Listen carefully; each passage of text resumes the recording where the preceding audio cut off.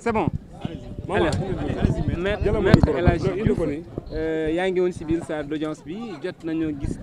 première partie bi nga xamante ne moom audience bi mu jàll ak témoins yi tey jii ban jàngat lañu mën a am ci procès bi. da ngeen ko déggee ak ni ngeen ko fekkee Wolof Njaay nee na lu ni fàng kenn du ko jeex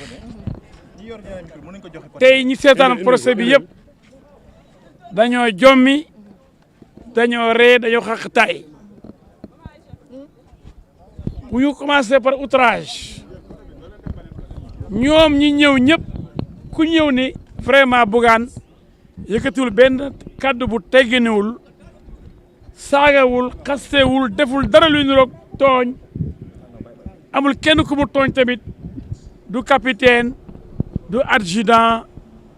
du éméder chef du agent kon boobu daanu na tribunal ci boppam constaté na ni dañoo sosal Bougane pour gën koo téye prison loolu procureur moo ko ci yokk sax ndax bi ñu demee ci gendarmerie yi Bakel maa fa nekkoon ak maître Ba affaire outrage kenn tudd ko fa ba jour bi mu ñëwee fii Bougane procureur yokk ko ci outrage pour gën koo dugal waaye tey defe naa ni tey moom dëgg feeñ na ni outrage amul bi ci topp mooy rébellion kenn ci ñoom neewul Bougane dafa jéem a xeex wala reyante biñ koy jàpp rébellion boobu daanu na ndax moom moo yëkkati ay loxoom ne leen comme convoi bi moo leen déranger pour mu dem Bakel ndax da ngeen président mu ngi Bakel kon dañuy bàyyi convoi bi fii ci tali bi ci mbedd mi man ak Anta Babacar Ngom ak Thierno Bocoum ñun 3 leaders yi sàmm sa kaddu ak sunu garde ko dinañ dox kon dem Bakel ñu ne leen dox déedéet du ngeen Bakel ngeen dul dem ñu ne non mais ak tànk comme ay ngay convoi bi dem convoi bi dafay toog ñun ñu dox dem Bakel ñu leen du ngeen dem Bakel kat mais Bougane ne leen ñoom ñëpp wax nañ ko de xalaat kon da ngeen may jàpp vous m'arrêtez je marche ou vous m'arrêtez parce que man damay dox dem ñu ne ko jàpp comme yaari nañ la jàpp nañ la sama sol am yaari nañ la jàpp nañ la ci lan ci ndenge da ngay dox dem Bakel comme convoi bi déranger nit ñi da ngay dox ñu ne non léegi jàpp nañ ne prison nga jëm kenn amul droit dox dugg ci dëkk boo xam ni président moo fa nekk président bu demee seeti sëñ Mountakha Touba kon kenn warul jógee Mbacke dugg Touba kenn warul jógee Daaru Muxti dox dem Touba kenn warul jógee Daaru Salaam dox dugg Touba ndax Touba ca Daaru Minam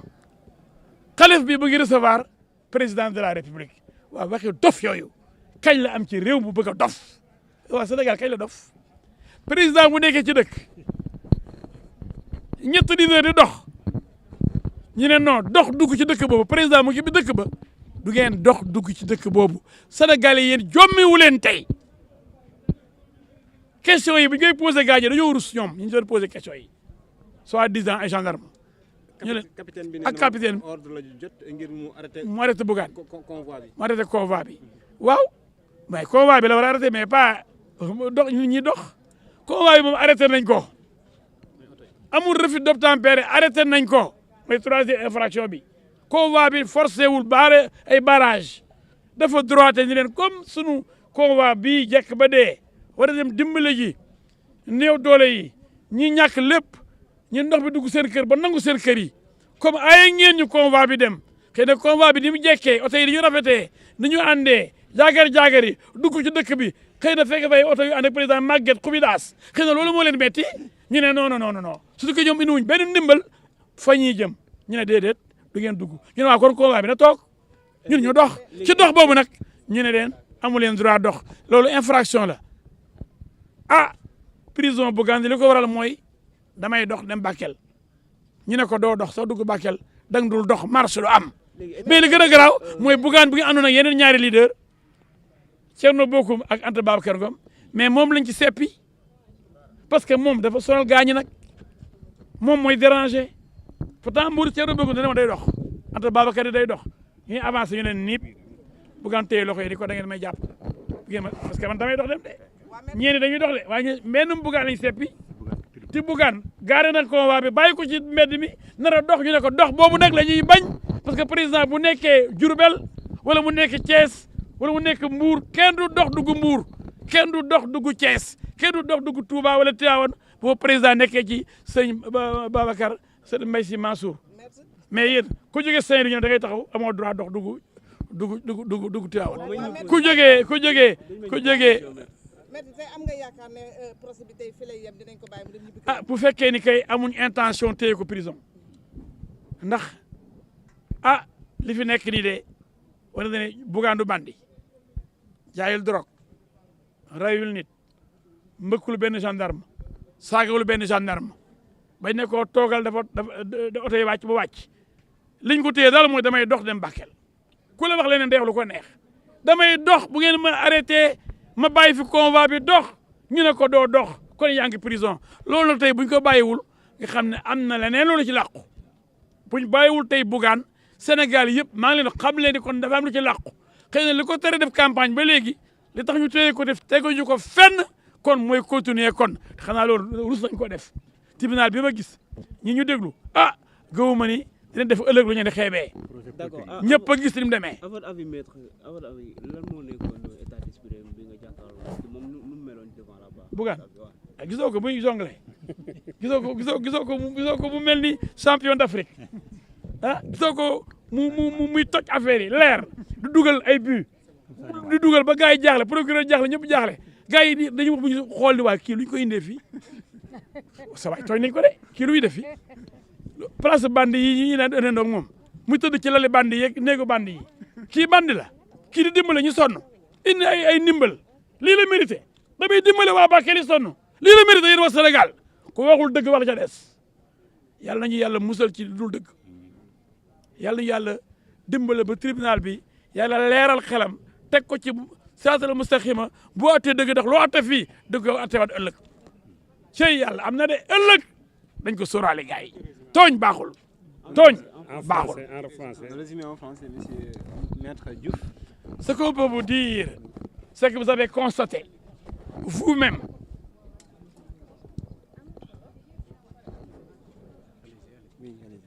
que le dossier est vide. Vous avez suivi les déclarations des témoins, des gendarmes eux-mêmes. Ils ont montré qu'il n'y avait pas d'outrage. Ils l'ont même mentionné dans leur déposition. Pourquoi, monsieur le procureur, a-t-il retenu le délit d'outrage qui n'existe pas? C'était ridicule, c'était un dessein, un besoin, une intention de charger le dossier. Mais aujourd'hui, c'était ridicule. Pour la deuxième infraction, la rébellion, tout le monde a montré, y compris les gendarmes témoins, que Bougane n'a fait aucune résistance et qu'il s'est même rendu en disant clairement aux gendarmes que si je ne marche pas vers Bakel, arrêtez-moi. Et le capitaine de lui dire, comme vous voulez que je vous arrête, monsieur Gueye. Donc on a arrêté Bougane parce qu'il a voulu se rendre à pied à Bakel, abandonnant même son cortège. Mais malgré tout, on l'a arrêté. Pourtant, il était en compagnie de Anta Babacar Ngom et de Thierno Bocoum. Mais qui n'ont pas été arrêtés. Donc c'est Bougane qui les intéressait. Parce que Bougane dérange dans ce pays. Vous tous, vous le savez. Bougane dérange. Bougane dérange. Bougane dérange. Il fallait l'arrêter et l'empêcher de battre campagne, de participer à la campagne électorale qui a déjà démarré. C'est injuste. Pour la troisième infraction, la contravention de refus d'obtempérer. Mais non, on a montré aujourd'hui que Bougane, chaque fois qu'on lui a demandé de s'arrêter, il s'est arrêté. Il s'est exécuté. Il a obéi aux ordres des gendarmes. C'est pourquoi même il avait décidé de marcher en abandonnant son cortège. Donc en disant qu'il y a refus d'obtempérer, on raconte des histoires. Donc aucune infraction n'est constituée dans ce dossier. Il y a un souci manifeste de faire mal, de l'envoyer en prison. Et qu'est-ce qu'il a fait? Aider des populations. Vouloir aider des populations sinistrées. Des populations chassées de leur maison par les eaux. Des populations qui sont dans la misère. Et il a l'habitude d'aider les populations en difficulté, aussi bien celles de Kerbassar, les populations de Kerbassar, celles de Touba et ailleurs, et même aujourd'hui, les populations de Bakel.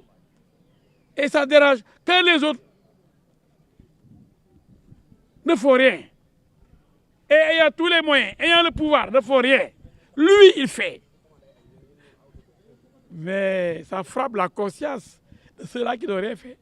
et qui doivent faire, et qui peuvent faire. Mais lui, avec ses moyens, il fait. C'est ça, Bougane. Mais vous savez, vous êtes sûr qu'aujourd'hui, le procès va s'arrêter là et que Bougane sera libéré? Je l'espère parce que face à un dossier vide, confirmé par les témoins et les témoignages, rien ne charge, absolument rien ne charge M. Bougane Gueye Dany.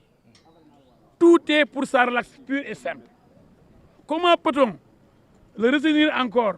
à Tambacounda, dans la chaleur, en pleine campagne électorale, alors qu'il n'y a rien dans le dossier? Il n'est pas un bandit, il n'est pas un trafiquant de drogue, il n'est pas un voyou, il n'est pas un criminel, mais il n'est pas un violeur. Mais comment peut-on le retenir ici, alors qu'il est candidat aux élections législatives, alors que c'est un leader dans une coalition? Comment peut-on l'empêcher de participer à la campagne électorale? Je pense donc qu'aujourd'hui, le tribunal va vider, va rendre compte, le tribunal va décider, le tribunal va vider son délibéré. Le tribunal, je le pense, le tribunal est composé d'hommes intelligents et certainement humains, et sérieux, et rigoureux, et juste, parce qu'il serait injuste de retenir davantage Bougane Gueye Dany, qui doit être relaxé aujourd'hui pour le plus grand bien de la démocratie sénégalaise et pour la victoire du peuple sénégalais. Je pense qu'il sera relaxé. Tous les avocats sont optimistes, le public est optimiste, le tribunal lui-même sait qu'on a chargé Bougane outrage, rébellion,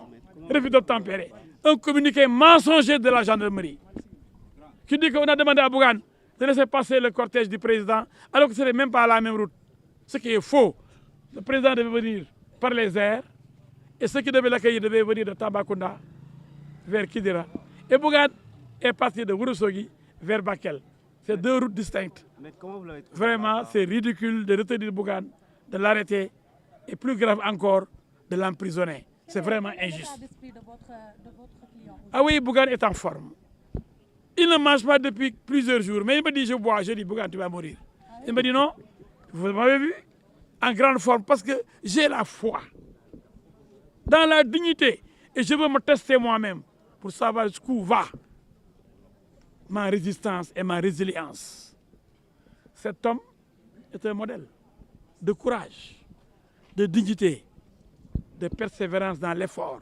d'abnégation, de résilience. Cet homme, aujourd'hui, sa place, c'est parmi les leaders politiques de ce pays. Ce n'est pas là-bas,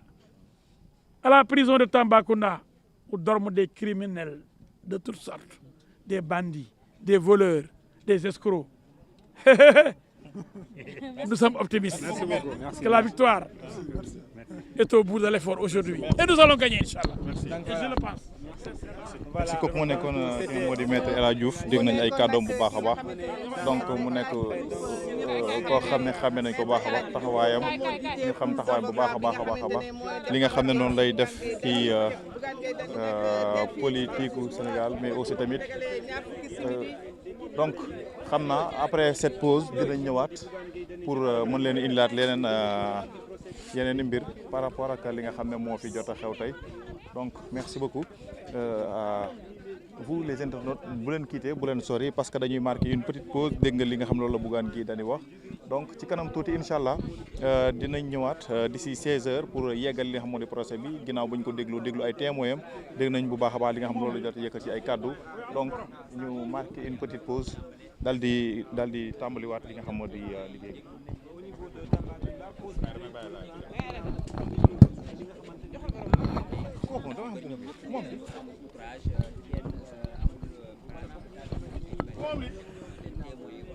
mi ngi noonu mbokki internet gis ngeen li fi jot a xew léegi di intervention ki nga xamante ni moom moo di maître El Hadj Diouf nekk avocat bu Bougane Gueye Dany moo daal di génn yëkkati ay kaddu dégg ngeen la mu wax jëm ci procès Bougane Gueye Dany mi nga xamante ni tey moom moo doon janoo ak juge bi ñu ko doon layal ci mbir mi nga xamante ni moom lañ ko jàppee fële ca Bakel. moom Maître El Hadji Diouf la mu jàpp rek moom moo di bu dara laxasuwul ci mbir mi war nañ ko mën a libérer à ce que mu mën a vaquer à ses occupations ndax moom Bougane Gueye Dany lañ ko jàppee woon rek moo di ne moom moo taxaw carrément wax force de l'ordre à ce que ñu arrêté ko taxoon ñu daal di koy indi ca Bakel téye ko fa quelque temps laataa ñu ko indi jugé si ko fi nga xamante ni moom moo di tribunal bu Tambacounda ak lu ci mënti am mbokki internet dañuy wéy ni toujours fi nga xamante ni moom moo di direct tribunal de grande instance bu Tambacounda ngir rek mën leen toppal li nga xamante ni moom moo di information bu mujj ba ñu nar a jël ci bile bërëb ñu xam exactement Bougane Gueye Dany ndax day continuer descendi fi nga xamante ni moom moo di Tamba wala rek dañ koy daal di libérer pour que mu mën a def li nga xamante ni moom moo di sa campagne électorale ndax bu ñu fàtte ni moom Bougane Gueye Dany dañ ko investir pour que rek mu mën a nekk député au niveau de l'Assemblée nationale lu ci mënti am dañuy wéyandi toujours ak yéen mbokki internet di leen wax rek ngeen continuer taaxirlu ci kanam tuuti gisoon ngeen ni ki sànq intervention ka nga xamante ni ñi nga xam ni ñoom ñoo di les leaders de Sàmm Sa Kàddu ñu ñëwoon feddali kóllëre waaye itam ñëw pour soutenir ki nga xamante ni moom moo di seen naataango di Bougane Gueye Dany gis ngeen kàddu yi nga xamante ni yëkkati nañ ko ñoom itam